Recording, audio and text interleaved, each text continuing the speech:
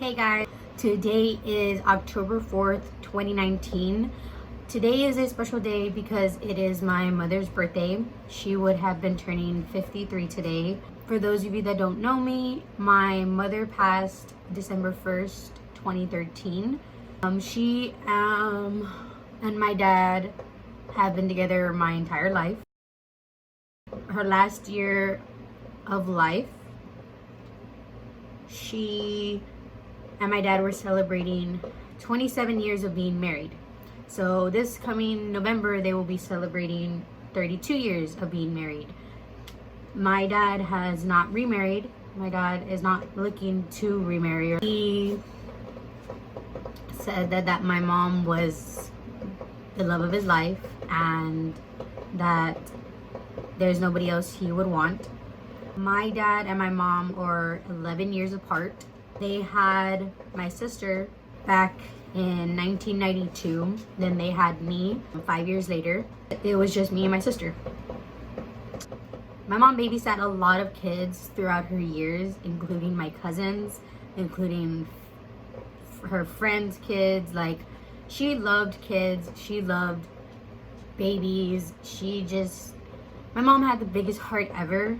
And if you got to know her, and not only got to know her, but if you were around when she was still alive, you know how much my mom had a big heart and how my mom did everything for everybody. She moved heaven and earth for me and my sister. She always supported me in everything that I wanted to do. She wasn't so strict, but she was strict. She definitely always knew what to say. She had the best pep talks ever. I kid you not. She always knew what she was talking about. I mean, as a mom, you know, like, I mean, I'm not a mom yet. Hopefully, you know, and later on in the future, I do become a mom. As a mom, you just know. And she always was there for everybody.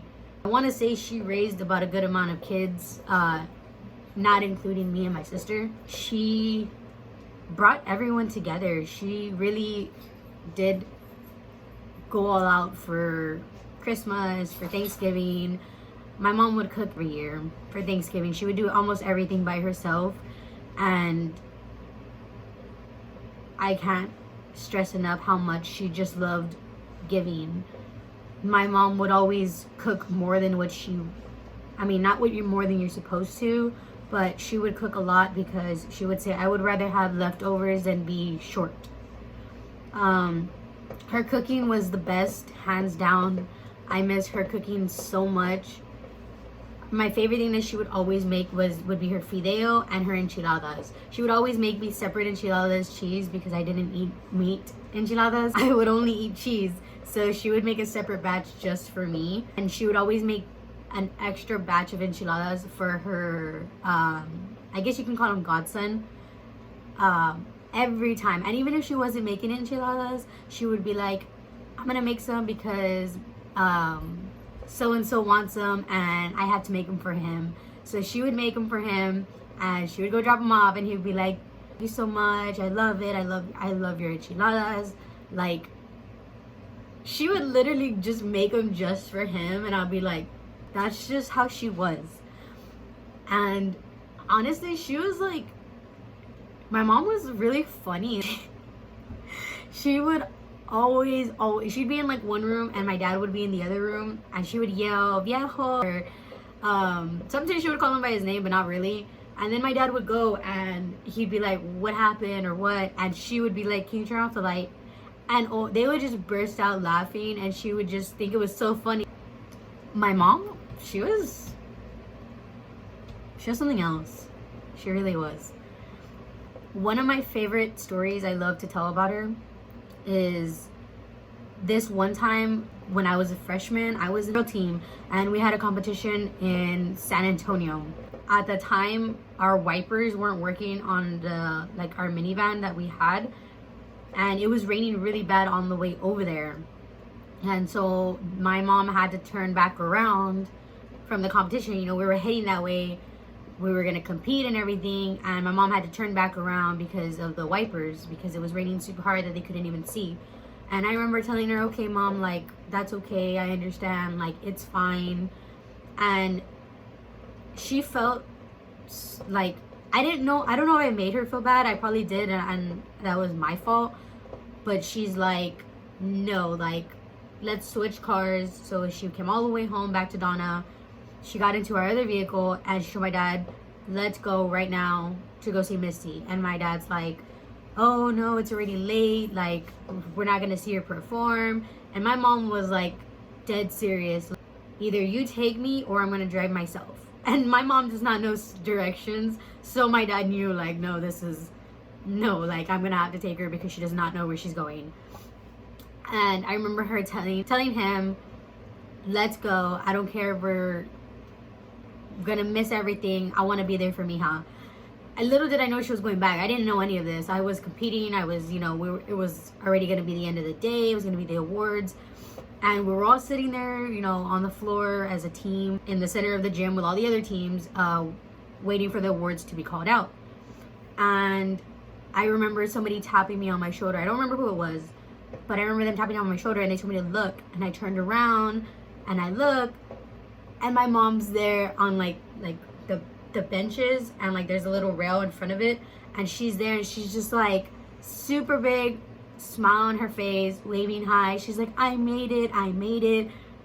Honestly, I wanted to cry because like they drove at least halfway all the way back, came all the way back to San Antonio just to see me. Like, they missed every performance, they missed all the routines, but she wanted to be there, and she wanted to be there for the awards and be there for me. My mom did the most, and I will always be grateful for that because she supported me 100%. I did not know anything about dance up until my high school years. I used to be in athletics and cheerleading and everything, and I used to be really good at running my 7th and 8th grade year, to where my mom and my dad wanted me to continue running cross country, mainly cross country and track. But for some reason, odd reason, I wanted to try out for dance. It's just something that I've never done before. I didn't know what to expect or anything, and my mom fully supported me in it. She said, if this is what you want to do, then we're gonna support you, and we're gonna be there. And it was all new for us because nobody in my family dances, so we didn't know about competitions. We didn't know about late night practices. We didn't know about field routine. I didn't know any of that. But she was so supportive in letting me do what I wanted to do, and she was there through all of it. She loved it. She loved going to every competition. She loved going to every game, every performance. She just wanted to be there. And I can't thank her enough for it, because not only did she support me, but she would always support my friends. She welcomed every one of my friends with open arms into my family. She's, people that have been really close to me, she basically, took them in as family. She would pay for them when we would go eat. She would buy us snacks. She would buy us anything, Gatorade, Powerade. She did a lot for not only me, but my sister's friends too. When my mom passed, it's crazy how, I don't know if any of you all believe in God, or if you're spiritual or religious or anything of that. I'm not saying, you need to believe in it or whatever, but it's crazy how God works, because I got into something that I had no idea what I was getting into, which was dance. Little did I know, 2.5 years later, almost 3, that was going to help me get through my mom's death. In that time that she passed, dance was really what kept me going. I remember texting my major Sunday morning when my mom passed, telling her that she had passed. And, she gave me her condolences and everything. And the next day, I went to practice. And I remember my director, she was like, she kind of pulled me out of the dance room and asked me what I was doing here. And I told her I needed to be here. I needed to get away from what happened. and I just needed to practice. I needed to get my mind off of it. And I didn't go to school after that. I just went to practice and went home, and then the next 3 days I didn't attend school at all. But dance is what really got me through that. And I stop and think, what if I had stayed in athletics, and what if I had I'm pretty sure it would have been the same thing. But for those of you that do dance or that have danced a bit, it's crazy how it allows, I mean, to me, it allows me to breathe and process and let go and hurt and cry and whatever I needed to do to release how I'm feeling. And that has always been my escape. I will never thank my mom enough for, you know, pushing me to do something that I had never done in my life, but wanted to try. Junior year 2013, we had a game September 13th, and it was raining, so it was pushed off. I remember all my friends, we went to my house, we took a photo shoot. You know, my mom came home, got us all chips, got us all Gatorades and everything. We were hanging out and stuff, and everything was good. We went to the game, we performed. Come Saturday night, my mom had a bingo night.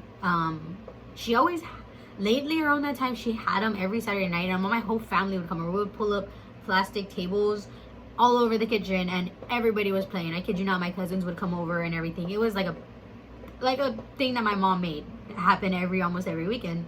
So it was a good night. We stayed up to at least like 12, maybe 1, to where everybody left, and you know, we went to bed. September 15th, Sunday morning, my mom wasn't feeling so good. She was telling my sister, you know, I can't feel anything on my left side, I can't move it, I don't know what's going on. And so we called my dad. My dad went, like, okay, you know what, let's take you to the hospital. Let's see what's going on. So at this point, we sat her up, but she couldn't move anything on her left side. She couldn't move her arm. She could barely stand on her leg. So we had a wheelchair out back, and we got the wheelchair, and our house has a ramp for the previous owners. So we were able to sit her down on the wheelchair. We took her out through the ramp to our front of our van, and we were getting her in the minivan. So we go to the hospital, and we get there, and we call the guys, the paramedics, to come to help us get her off because she can't stand. They do that. They get her up. They take her inside, and from there, I didn't enter the emergency room where she was at. My sister went with her, and my dad. From what my sister has told me, is that she was barely talking. But as she was going into shock, you know, all the doctors and nurses were coming in, trying to figure out what's going on, what's happening, try to get her under control. She slipped into a coma. And, you know, that was it. The doctors told us that she would only have 3 months to live. I didn't know exactly what was going on at the time, and at one point they said her brain was swelling, so they cut a piece of her skull to stop the brain from swelling. And I remember the scar, I remember everything. She had a lot of machines connected to her. I don't really want to say what else she had, you know, that's more for my family. I have posted some pictures, and you know, you can see on some pictures on how she looked. I don't think I posted any recently, maybe a while back when it happened. They moved her into a comfort home. For those of you that don't know what a comfort home is, it's just, you know, it's basically where they send the patients that are possibly not going to make it to where they feel at least at home, but still have supervision and care of nurses. And we moved her into one here in Donna, and that's where she stayed. We would see her very often, and we would sit there and talk to her and spend time with her, tell her how our day was, tell her how she needed to wake up and recover, and how we loved her and missed her and everything. The last day of November, we were with my mom, and we spent more time there than usual. And my dad ended up staying over hours after me and my sister had went home to go rest with my niece, because at the time my niece was like 3 or 4. So my dad stayed later than usual. You know, we all went to bed. Come December 1st, I wake up to the news that my mom had passed. Literally, like, I woke up to the news. I was asleep, so was my sister. I mean, there's no really easy way to say that or tell somebody that. So my dad, you know, comes in and tells us, hey, you all need to wake up because we need to go see your mom. She passed away. I remember being like, what? Like, am I dreaming, or did he really just say this? So we get up, we get dressed, we go that way to see for ourselves. My sister was a lot closer to my mom than I was. That was her best friend, and we were seeing her there where she was laying on the bed, and my sister and my dad broke down. I took out my niece out of the room because I didn't want her to see that. So I took her outside to the back. They had like a little garden section, you know, a little patio area. And I just, I took her out back and I talked to my niece, told her, you know, grandma is not here anymore. She passed away. She's in heaven. And I, you know, was telling her she's with grandpa, she's with our Theo, she's with, you know, she's with others, you know. Explained to her she was young, she didn't really understand. It didn't really hit me until maybe 6 months after. I cried at the funeral, I cried at the viewing and everything, but it didn't, because she was in a coma for 3 months and she was at the hospital and we would go visit her. My mind kept putting that she was still in the hospital, you know. Oh, we're gonna go see mom, and then I would remember we're not gonna see mom, like, and it would hit me and I would be like, okay. But it didn't really fully hit me to where I broke down and cried until like 6 months after everything, you know, 6 months after she passed. It still hits me to this day at random times, you know, the fact that she wasn't there to see me graduate. She's not going to be there for my wedding. She's not going to be there to meet my future kids. Like, it really, really hit me. And I did go into a bit of a depression. I locked myself in my room. Didn't talk to anybody. Didn't go out. You know, I literally locked myself away. I wouldn't even talk to my family. Like, and I couldn't see her grave. I did not go see her grave after the burial. Probably a couple months before her year anniversary of her passing. I wasn't able to go see it. I wasn't prepared to stand in front of her grave. It affected my niece a lot too. Sorry. She at one point stopped wanting to go to school because she felt abandoned. She felt that we were going to leave her like my mom did. Little did she know that my mom passed. She didn't really understand it. So that was really hard to where I remember it was me, my dad, and my sister. We were all at her school in front of her principal, and she was crying and telling us how she is afraid we're gonna leave her. And it broke us all, to know that my mom was her everything, and she lost her at a young age, younger than me and my sister. But she doesn't have as much memories as me and my sister, and it sucks. On her year anniversary, we were all sharing stories of my mother, and it all came out that the last week that she was alive, my sister, me, and the last person was my dad. We all, in our own ways, when we were alone with her, told her that she could let go if she wanted to, that she didn't need to to fight. If she was really tired, she could go, and we would understand, and we wouldn't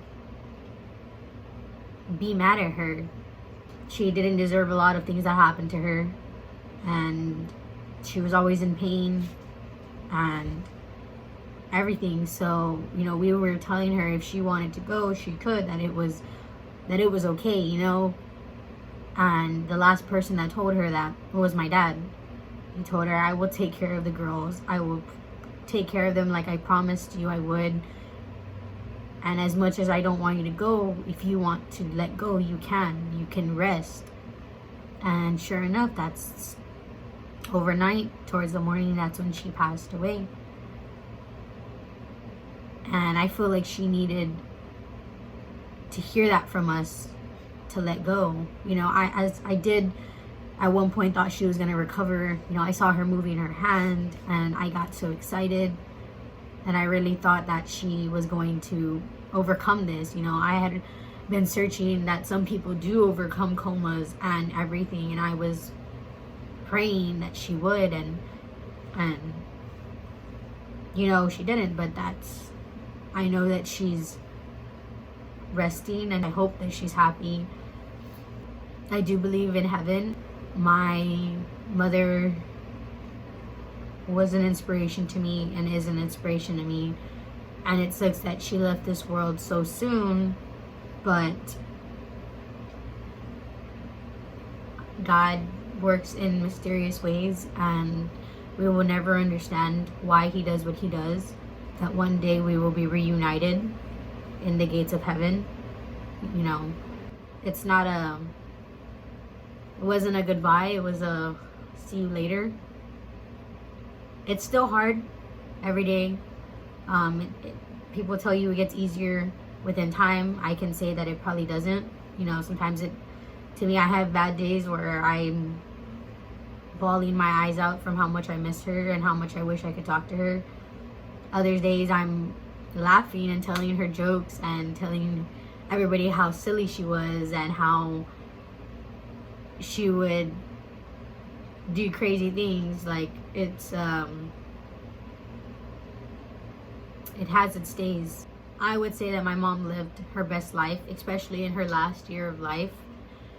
She got drunk this one time. She was dancing, making out with my dad on the dance floor. It was something I wish I didn't see, but she was so happy, and she got home and puked her guts out.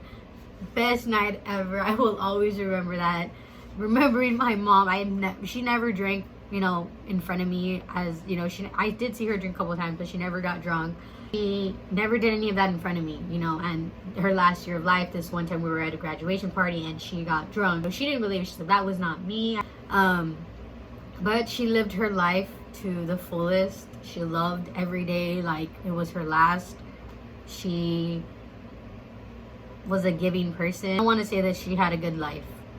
I want to say that her life and her soul will always live through me.